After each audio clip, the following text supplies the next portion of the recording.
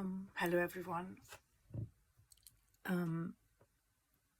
So I have been thinking a lot about the telling a funny story or a joke, and honestly, I have found it very challenging to find one, particularly because I'm not really in that frame of mind, and I haven't been in that for a little while now.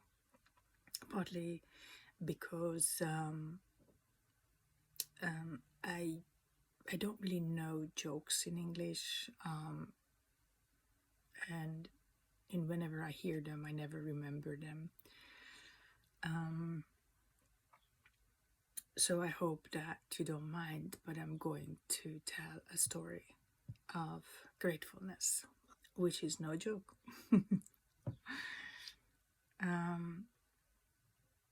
These past few weeks have offered me a great opportunity to reflect on my own journey of becoming and looking back at different events in my life, and kind of evaluating them or looking at them in a different light. Recently, I got back in touch with a family and some friends who I met about 25 years ago. And though we have been in touch for over the years, but we didn't have an opportunity to meet in person because they live in Mexico, most of them. And I visited Mexico with my grandmother, I think in 1990. My grandmother and Veronini were like best friends, and they considered each other sisters. I think partly because they were both of them single children. Oh, I don't know how you say it. They didn't have siblings, basically. And that was the last time they saw each other. And it was a very, very important visit for my grandmother, for Veronini, and interestingly for me too. Though I didn't see it that way at that time, but my spiritual journey, my unfolding as an artist started during those 4 months when we were visiting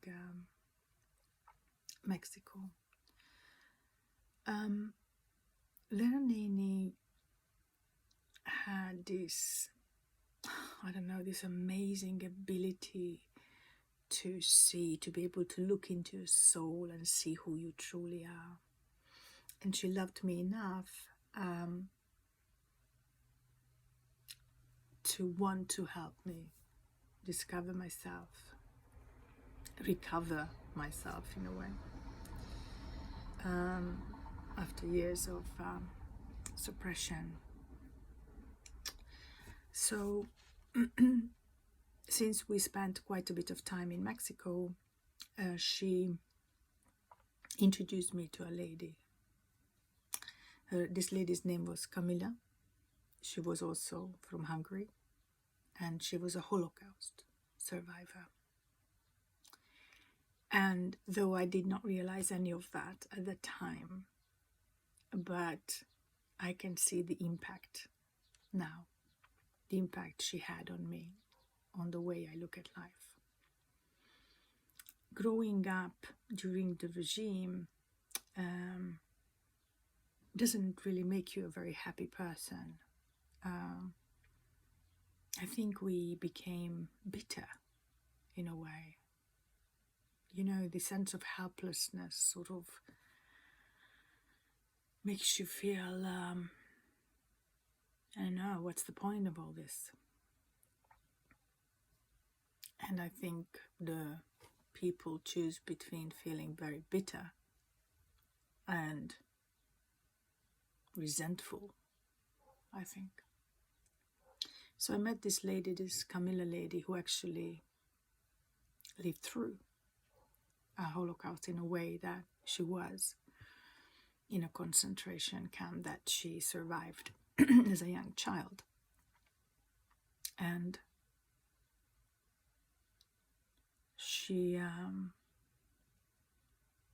spent some time with me. She took me to different places in Mexico, but I don't remember us visiting different places very much, but I remember her bubbly and exuberant nature. She never ever talked about the Holocaust. She never told me anything that would have said or would have communicated to me that she was resentful. All I heard her, or what I remember her having said, was all about gratefulness. How grateful she was for her life, that she was alive and she was full on. She had this amazing, I don't know, love for life that she shared that with me.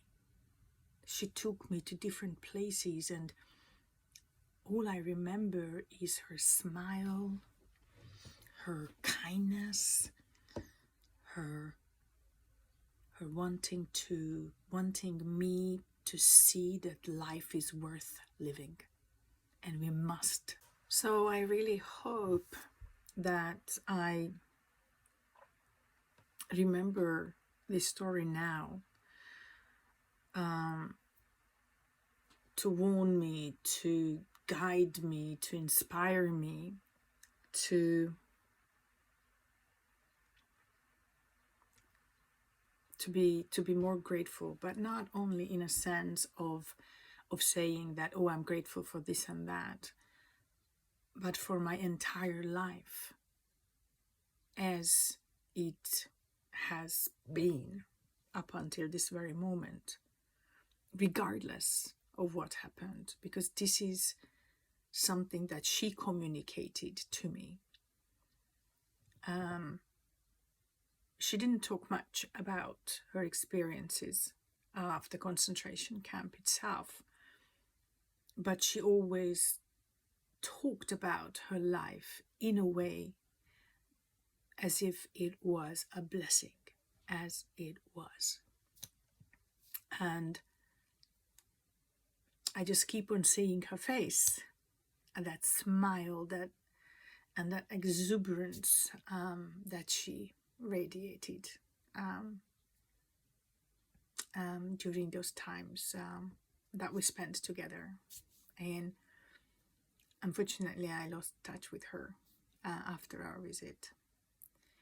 But I am forever grateful for that experience and the way she showed me how to live gratefulness, not only in thoughts, but in action.